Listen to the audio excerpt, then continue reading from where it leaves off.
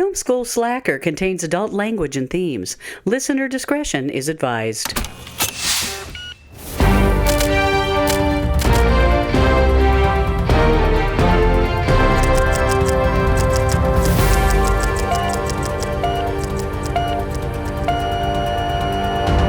Hello and welcome to Film School Slacker, the podcast where I go through my ever-growing watch list of films with my friend Megan. Hey, that's me. Yeah. Hi, Megan. Hi.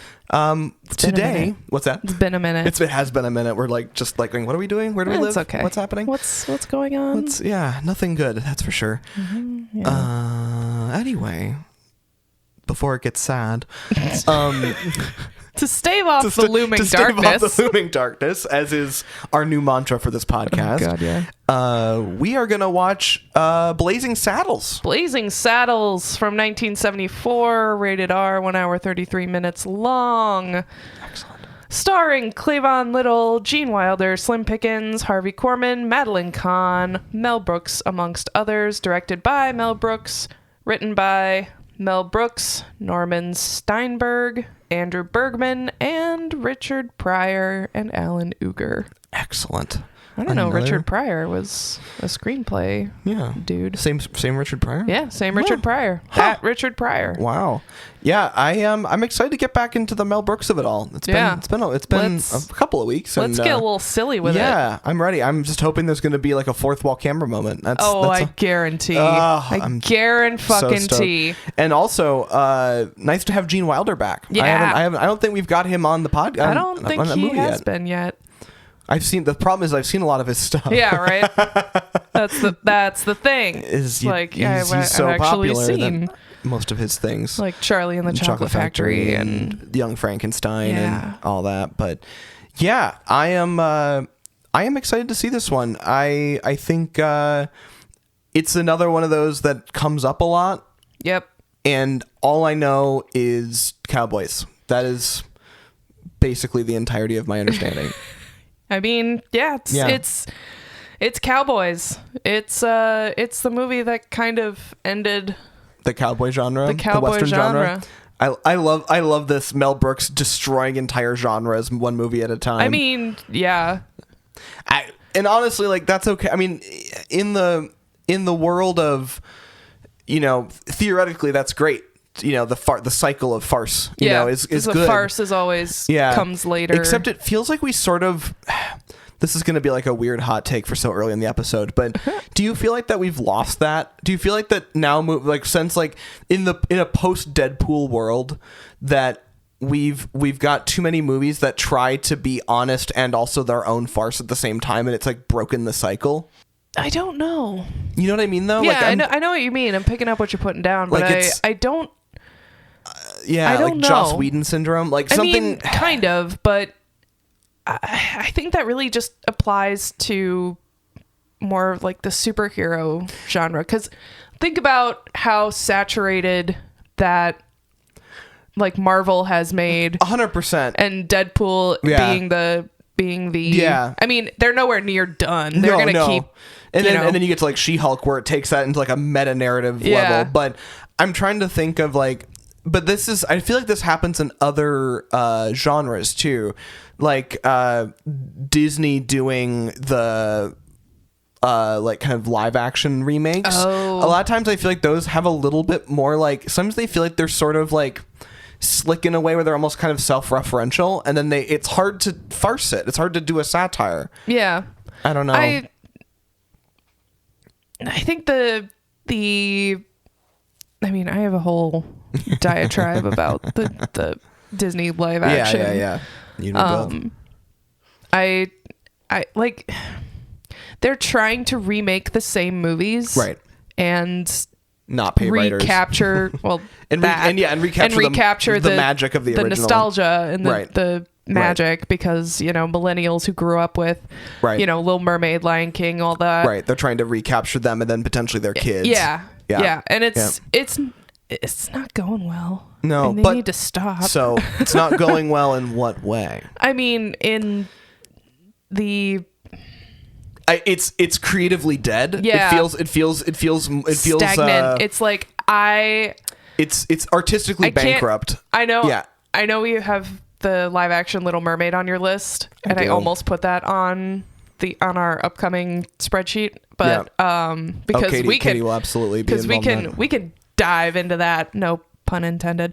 Yeah, and I feel like Katie, who's slated to be on that as a guest on that one. Yeah, she will. She used to be in the animation department at my college. Yeah. So there's a lot of. I think there'll be a lot of really good discussions to have there, but anyway, I agree. No, but I think I don't know if they're being self-referential with that. I think that's more of them just being like, we need to get the children of millennials into theaters and millennials because God knows we can't let go of our childhoods. But because of the fact that they're being so. They're kind of dredging through existing stuff like that. It feels like it's hard to like make a satire. Yeah. Oh yeah. It definitely is. It does feel like we've kind of we're losing the. How would we go about making a live action Disney satire? Right. I don't even know where you'd start with that. Deadpool and Wolverine. Anyway. I haven't seen that still. Oh God, it's so good. You're gonna like it. Oh God. I feel like we need to get through the X-Men first. Oh yeah. That's spoilers. That's coming up. Yeah. Stay tuned around March. There's going to be a whole month where y'all are just going to have to deal with me watching X-Men. Oh, I kind of want to follow up. I mean, you can cut this from the episode. But I kind of want to follow up X-Men 3 with X-Men Origins Wolverine and then go straight into Deadpool and Wolverine. Oh God, absolute crazy land. Oh God, that would be so funny. But anyway, yeah. So Blazing Saddles, satire of cowboy movie, of that whole genre. Yeah, and I am excited to watch it. Yeah, this will be good. Let's roll the tape. Roll it.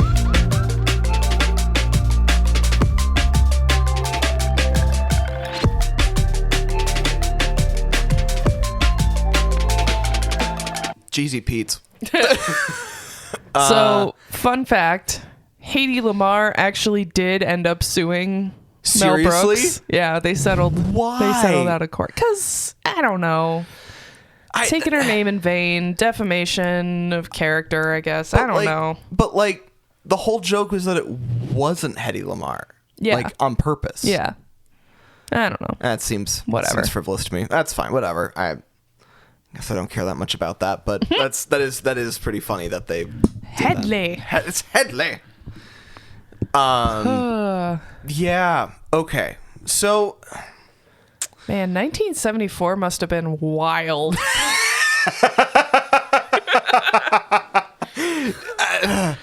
I imagined that this movie was going to lampoon mostly spaghetti westerns, which was wrong. Because that's my experience with westerns, is a lot of like spaghetti western. Well, it did. It does, but not exclusively and not primarily. Right.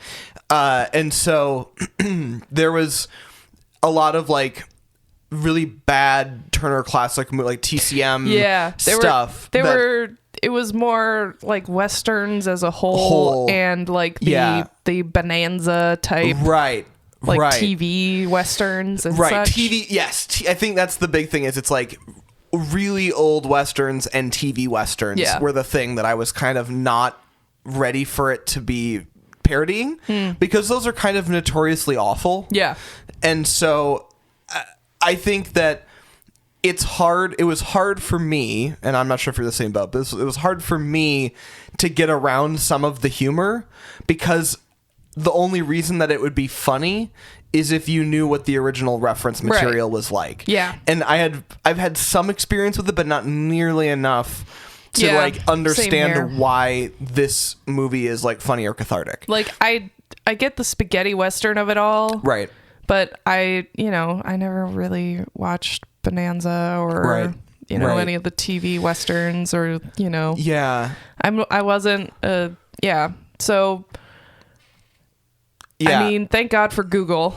Right. Because we can Google references. But like also, yeah.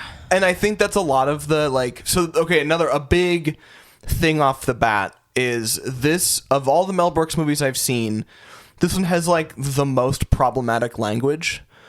You know what I mean? Like, Yeah. like for like What was our words, final count? Like I think it was 16. Yeah. slurs 16 of racial 16 or sexual orientation. Yeah, it was 16, which Okay. and, For an hour and a half. for an hour and a half is a pretty Not bad, but like they hit you with like 4 of them right away It in the was first 5 3 minutes. Yeah, it was like 5 in the first 7 minutes. And it was Yeah. like, this is gonna be a struggle, you guys. But I think that part of the problem was neither of us have been super heavily exposed to Yeah. that kind of brand of Western, and so I think that was the joke. You know, Probably. Like, I think it was the joke, and Yeah. like the point was, and that was the other thing too, is the whole like bit with like the best people, like the most awesome, suave, smooth character was Cleavon Little, Yeah. and that was on purpose, you know, the story. I know what Mel Brooks was doing, Right. You know, it's obvious what he was doing, and I know that his intentions weren't ill. Yeah. Right. And I think I said this even in Men in Tights.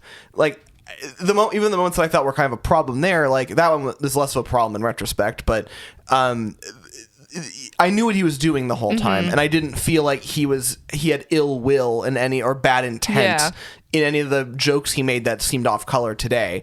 This one was just harder to get around, especially at first. Yeah, like it was just a lot to take on right away. Yeah. But you know, like it was just a lot. It was a lot to. Also, did this one feel less zany to you? There were a lot more like actual conversations, I feel like, in this one. Yeah. This one wasn't as jam-packed with crazy weird references. Like they were still there, like the Howard Johnsons. Right, no, you're right. It didn't ice have cream parlor. Like Men in Tights was dense. Yeah. And same with Spaceballs is dense with stuff. They're dense. Yeah. And this one wasn't as really much. wasn't.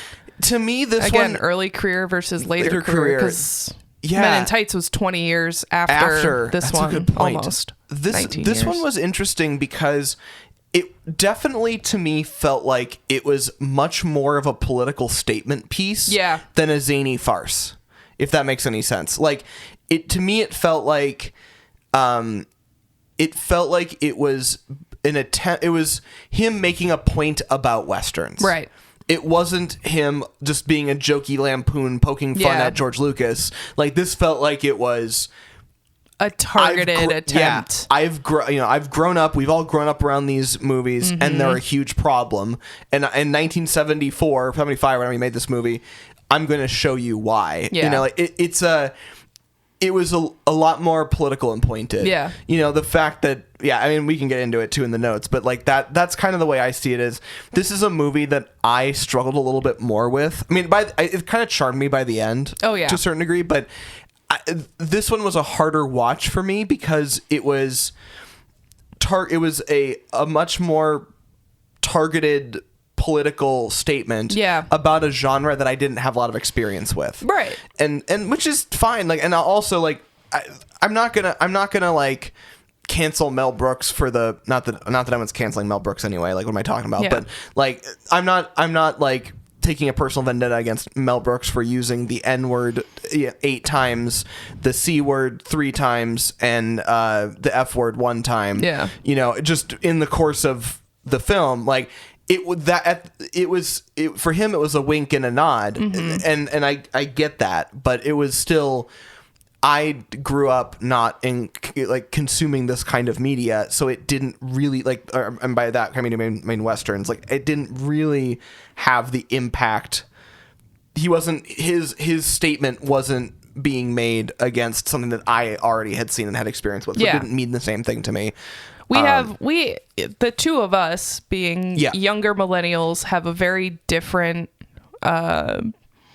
like pop culture experience, frame of reference, experiencing racism in pop culture very differently than they did in 1974. Right. Exactly. And that's, I guess, kind of my big point is I don't, just because that this movie didn't resonate with me that some of his other work has, doesn't mean I don't think it was important. It just means that it wasn't designed for me. Yeah. which is fine. It was made in 1974. Yeah, like totally not a problem. Our parents were kids. Yeah, in 1974. It's a long time ago. But I do. This movie did actually remind me of a time I was staying with my grandparents forever ago up in central Minnesota.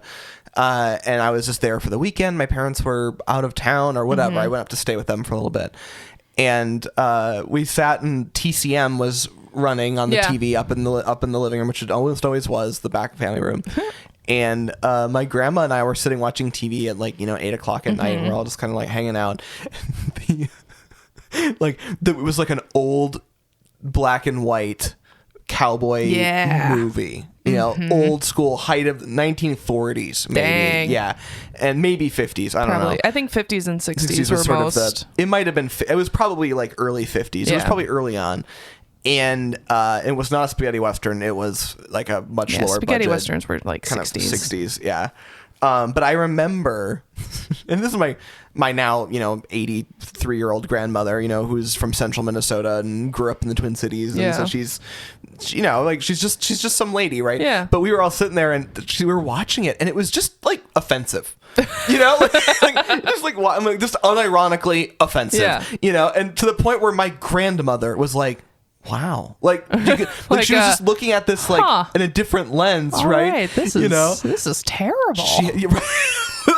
That was the experience. They were cheesy. They were just really, really degrading to anyone who wasn't a white man. Yep. And but my favorite was our main guy was traveling around with a Native American guy. Yep. And first of all, the Native American guy was Italian. I was gonna say, he was an Italian man, and using a really strong. It was just wow, real bad. Yeah, it was wow.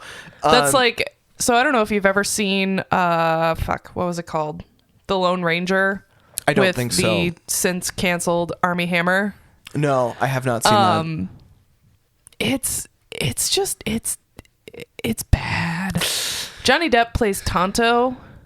I think it came out in 2013, 2012, 2013. I can imagine visually what you're talking about. I did not watch it because I was like, no, thank you. Yeah, I was kind of in a bit of a Western kick at that time. Sure. So I watched it and it was just bad.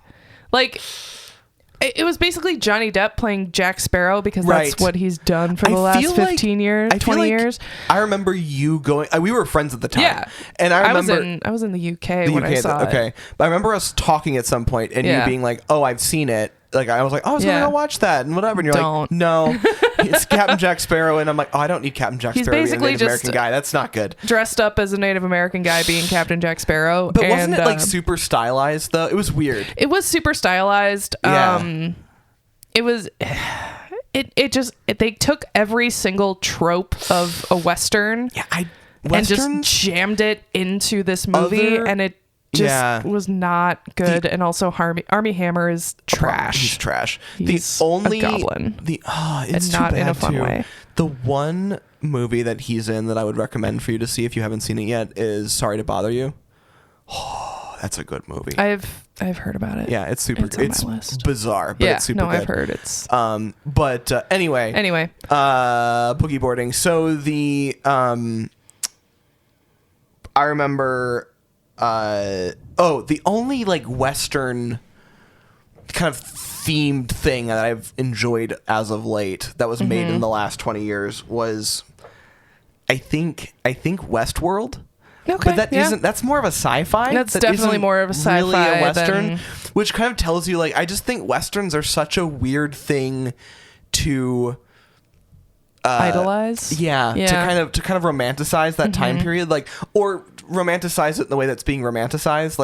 It doesn't feel right to me. But anyway, I'll get into my notes because we haven't gotten there yet. But well, I mean, I think the appeal of the Western is the feeling of lawlessness. Right. Because literally anything could happen. Right. And you have very thin ties to civilization just because of how much space there was that we were moving into and pushing people out of. Right. So it's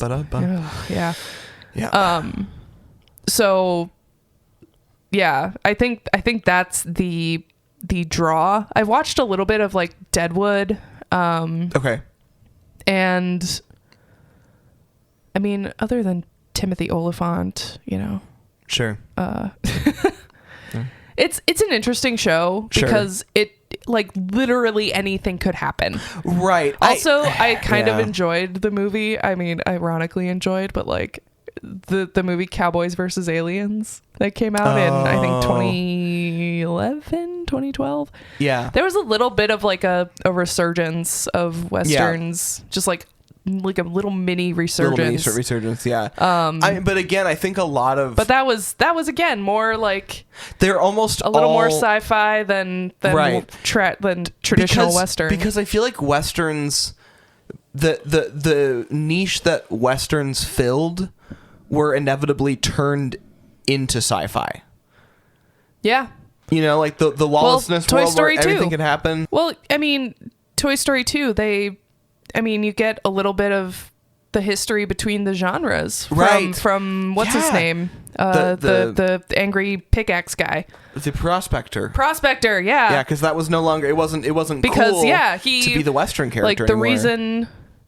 like Woody is so valuable is because he came from the time of when Westerns were everywhere, and he was Right. part of a show with like Western puppets and right yeah, and then Woody's Roundup. yeah and then the Buzz space is- race began, yeah, and Buzz is sort Buzz of the next Lightyear thing. and Yeah. so No, that's fair. yeah I definitely the space versus Western, sci-fi versus Westerns. Yeah, and then and just the fact that they fill that, even to the point where, shows like Firefly came out to kind of merge the two, and even Star Wars, if you think about it, has a certain level of the Tatooine out on the rim, kind of Outer spacers, rim, kind of it's kind of lawless.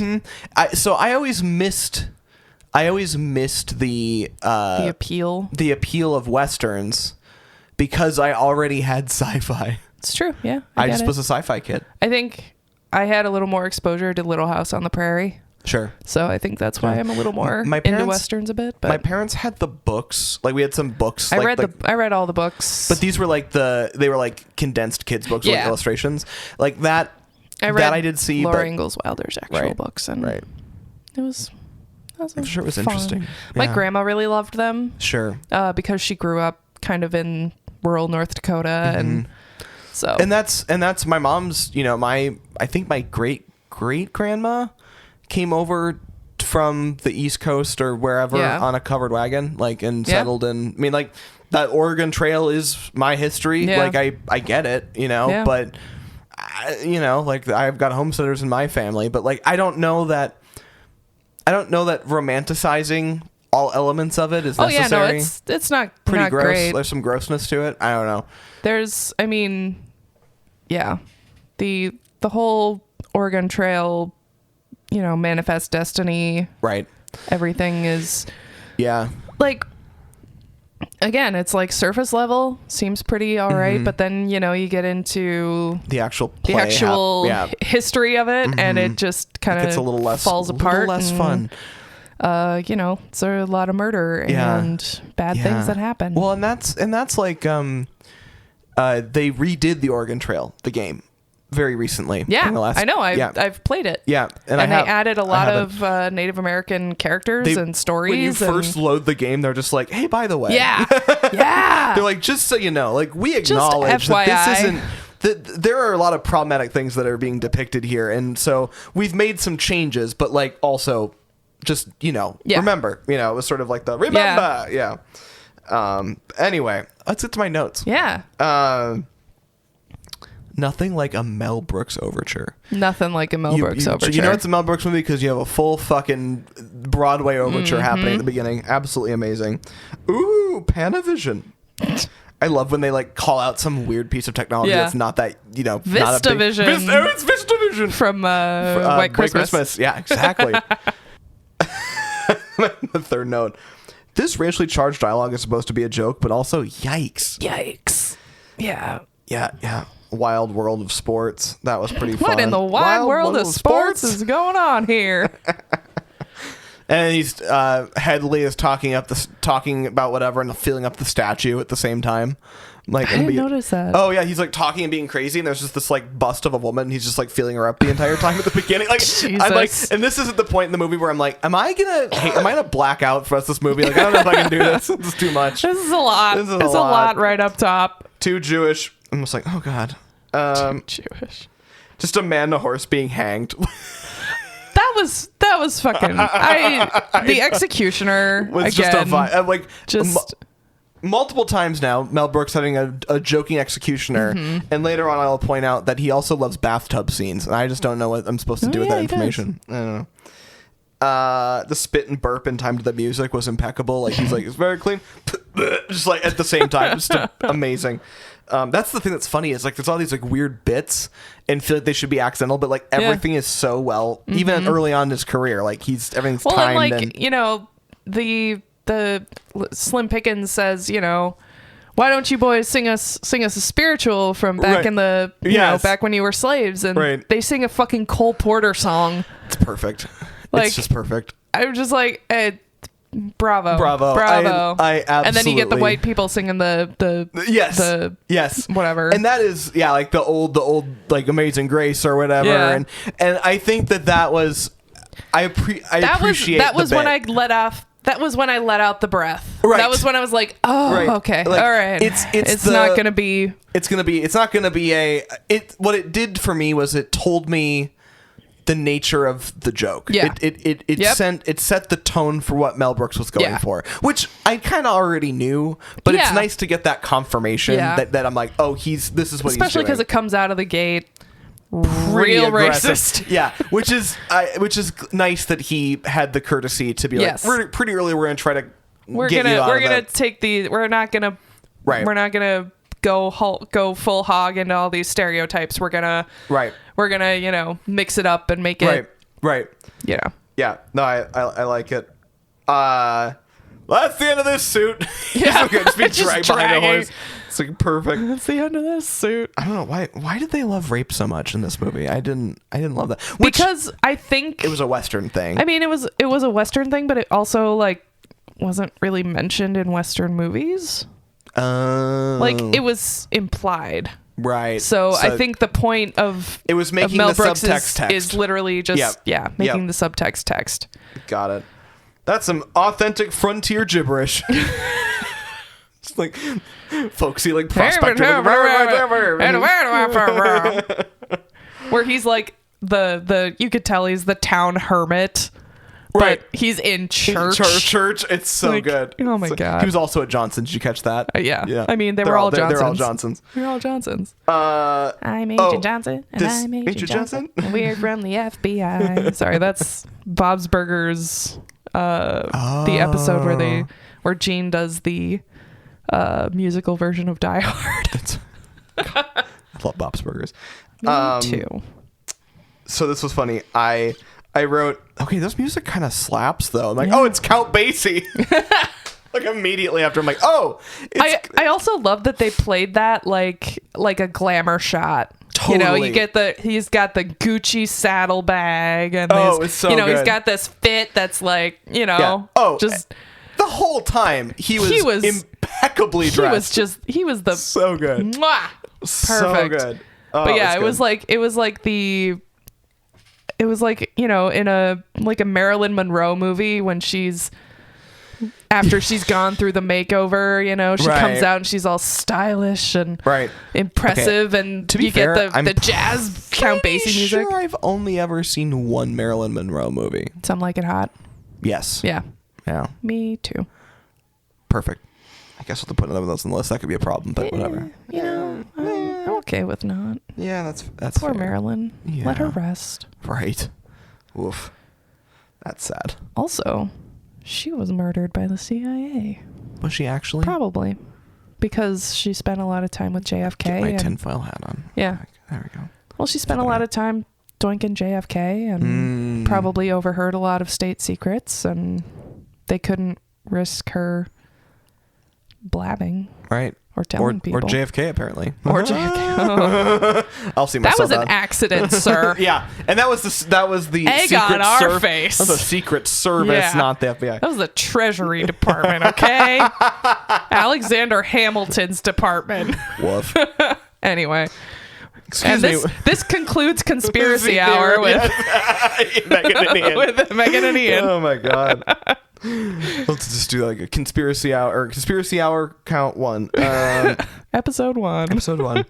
Excuse me while I whip this out. They're all like, ah! Oh god. No thanks. Food makes me sick. It's just drinking straight from the bottle. The Waco kid didn't age well. Waco, yeah. Yeah, that was not great. a fast shooter from Waco. That is Yeah. a bummer. I mean, they were more about burning everything down. I know, but they also had a lot of They guns. did have a lot of guns. It was a lot of fucking guns. Yeah. Oof. And the friggin' FBI guy asking which way to the compound to an actual member of the compound. Yikes. Maybe don't do that. That's rough. Anyway. Conspiracy Hour episode Conspiracy 2. in the same episode of the podcast. Yikes. Dazzling Urbanite is potentially my favorite horrible. Yeah. Anyway.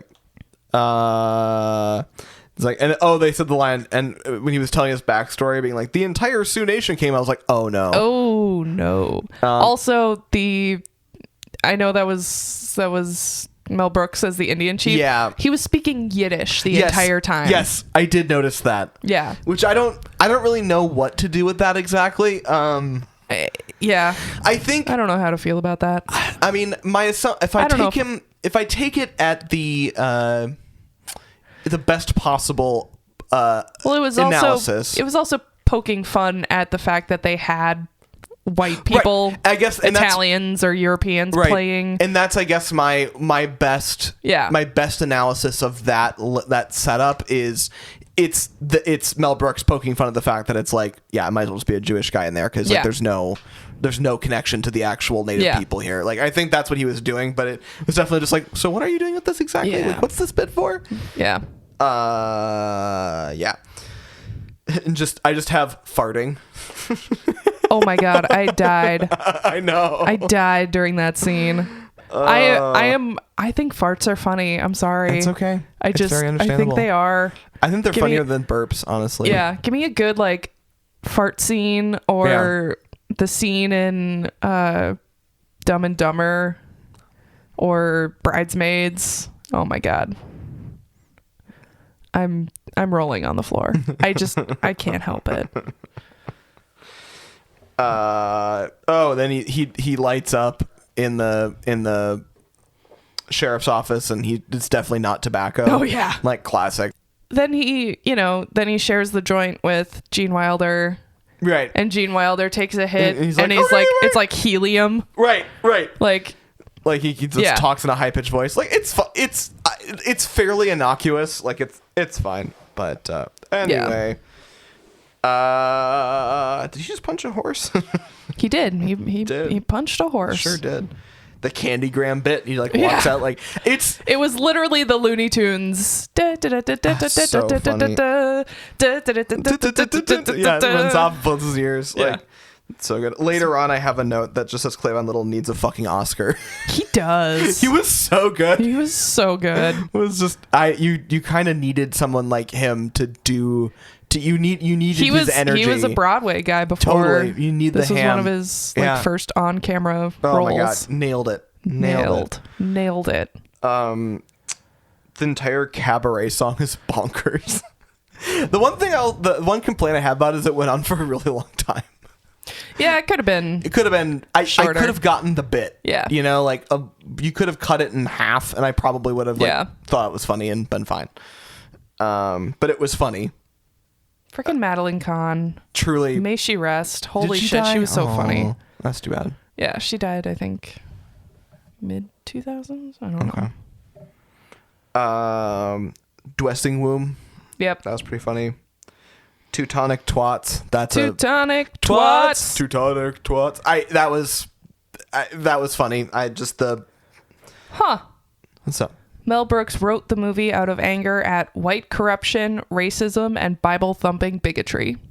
Oh, well, he did For 1974, all of those they things were all addressed. all those things were definitely present. Yeah. Filmed on the same outdoor sets as the original Westworld. Oh, That's okay. pretty funny. Okay. Anyway. Nice. An equal opportunity employer. They were looking for all of the awful all the people. criminals. It was so good.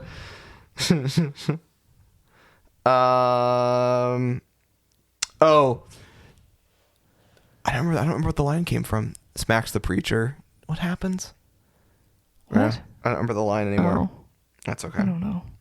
Oh, and then they ride off into the sunset in the car. Yeah. And I'm like, I just want to watch Gene Wilder and Cleavon Little do I just want a to Smokey and the Bandit like buddy literally road just- trip movie yeah. like next. Like let me follow up with them and like their next roles. Let me catch them, you know, 2 Yeah. years down the road after they've I fucking where are the white women at? yeah, I forgot to write that down. So Meghan had Oh my god. Meghan had her version of Mel Brooks' "Got You Good" bit, like I had with the camera bit in Men in Tights. Yeah. I could not Couldn't stop laughing. So the scene, in case anyone hasn't seen this movie, which I feel like everyone has, the bit where they walk up on the Ku Klux Klan members and he goes, "Yo, where are the white women at?" Well, it's like it's more than that. It's, you know, the KKK members are standing in line to register for whatever, and Right. then Gene Wilder's like, "Hey fellas, I got something for you." Yes. And he just pulls Cleavon Little out and he's like, "Where the white women at?" So the comedic timing is so I just can't. absurd that I fucking cannot. love that. It was so much. It was so funny, and just watching Meghan fully lose her shit I made me feel lost very my vindicated shit. about my shit. I mean, I also kind of lost my shit You too. did. But, You did. There was a mutual losing of shit, but my shit. It took me longer to get my shit back together. again. I mean, story of my life. What? Ba-dum-bum. Womp. Okay, those are all my notes because there wasn't more to say really. So how do we want to rate this fucking thing? I believe in us. Yeah. Okay. So I'm gonna say for production and design that it was like pretty good. Yeah. Because honestly, that's the weird thing about Mel Brooks movies is you don't expect it, but like they're pretty well executed. Yeah. So I would say that like it felt like an old Western. Like a 4. Yeah. Yeah. Yeah. Story rating. These are always hard for Mel Brooks because it's not supposed to be like good, but also at the same time, like it was actually pretty politically charged for the time. Oh yeah. I think for story, I'd be comfortable with like a 3.5 or a 4, mostly because I feel like this one has more actual story rather than just a kind of overarching timeline to kind of get bits into. Yeah. I'm gonna give it a 3.5. At the end, it kind of goes a little haywire. It does, and that's kind of my But that problem. that's He does that, but also this one had more to go haywire with. Oh yeah. Like it was actually a movie that was happening, and then they just fully ran out of the movie. And I'm like, I sometimes struggle with that bit. The breaking of that. Like it's the breaking of the fourth wall, and then continually in almost every movie, like literally smashing through the fourth wall and leaving the movie. I'm like, this doesn't always work for me. But yeah, it's all right. Performances. Can I just give Cleavon Little like a 5? 5, yeah, I think- and maybe I think Gene that- Wilder a 5. I feel like Cleavon Little gives the movie a 5. Yeah. Because it wouldn't make any sense unless you had Cleavon Little's performance. Yeah. I don't think you could do it without him. It was originally supposed to be Richard Pryor. Really? But because of all of Richard Pryor's like drug and alcohol issues, Mel Brooks couldn't get funding. Oh. So they swapped out Richard Pryor, gave him a writing credit, and Okay. tapped Cleavon Little. Okay. Well, he did a good job. He did so such a good job. that ended up working out for everyone's favor a little bit. Gene Wilder was an interesting choice. like as the washed up superstar. Yeah. Sharpshooter kid. Yeah. He's like Billy the Kid if Billy the Kid lived past age 21. Right. Like it was a weird vibe. Like I enjoy what I will say is I enjoyed the two actors working together. Yeah. They had good like chemistry and Yeah. comedy, but I don't know how I felt about him being like the sharpshooter, like being like in a Western. Like he didn't Right. feel like he was really like it Western-y? wasn't. Yeah. Like Yeah. he didn't convince me. But it's also Gene Wilder. Yeah. So anyway, that's my thought on that. Yeah. I think cultural impact. I'm giving this a 5. Yeah, it's pretty famous. Like just generally, It's pretty famous, and like I mentioned earlier, it's like people stopped making westerns. right. Like Yeah. the western movie genre pretty much It's dried ended. up. He did sort of, and I kind of feel like that was his dream. Kind of. You know, like I bet. I think he wanted them gone. Yeah. Which I don't know that I totally fault him for I that. am A-okay with that. Yeah. Yeah. So you're gonna love this. Do you want to guess where it lives? Somewhere in the middle. It is. In fact, it's becoming a problem. We're gonna have to create a new deal breaker, Yeah, we're gonna have to tiebreaker get system. maybe do like maybe make it like out of 10 instead of 5. and just cut it in half for the I don't know I something. don't know. We'll figure it out. But either way, Blazing Saddles is a 4.4. Okay. Robin Hood Men in Tights is also a 4.4. Pretty in Pink is a 4.4. And then so it's basically around. The next one down from Blazing Saddles is The Da Vinci Code. Huh. The next one up from Blazing Saddles and all the others that are 4.4 is Gladiator at 4.5. All right. So there, that kind of gives you the basics. For that Interesting. one. Yeah, yeah. This one was more. It was. I was not expecting it to be so much less zany. Yeah, me neither. So it was kind of a lot to just jump in and like experience Yeah. what it was. But I don't know. Ultimately it won me over, but it did not. It wasn't a shoe in at first like Right. I was expecting it to be. Yeah. But anyway, cool. Yeah. Well, I'm glad to have experienced that one and Knocked it off the list. Yep. And we'll move on to the next one. All right. Well, thank you for listening to Film School Slacker. I'm Ian. I'm Megan. We will see you next time. Bye. Thank you for listening to Film School Slacker. Our graphic design is by Mitch Ransdell. Music by Ariel Shalom and Ziv Moran. Voiceover audio provided by Mike D and Janet Paoni. Learn more at filmschoolslacker.com.